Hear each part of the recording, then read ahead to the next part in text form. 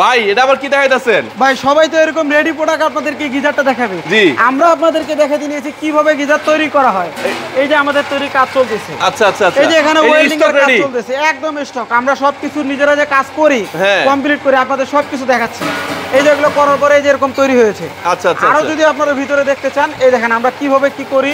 এই যে সবকিছু এখানে আমাদের কাজ, প্রেসার মেশিন মতো তৈরি হচ্ছে। জি জি, ওই যে রোলিং হচ্ছে। এই যে মালগুলো আমরা কালার করে দেব, স্প্রে হচ্ছে। ওকে ওকে, এই যে কালারের ব্যবস্থাপনা নিয়ে নেওয়া হয়েছে ইনশাআল্লাহ। আচ্ছা, এখানে কি আউট বডি তৈরি হচ্ছে?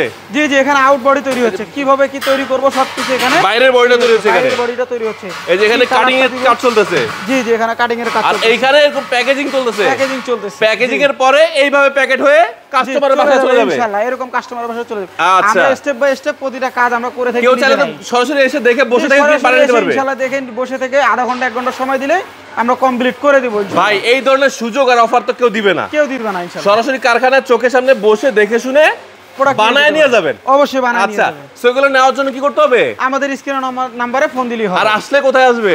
আসলে ঢাকা কামরাঙ্গীরচর ঝাউলাহাটি চৌরাস্তায় এসে আমাদের স্ক্রিনে দেওয়া নম্বরে ফোন দিলে আমরা রিসিভ করে নেব ইনশাআল্লাহ।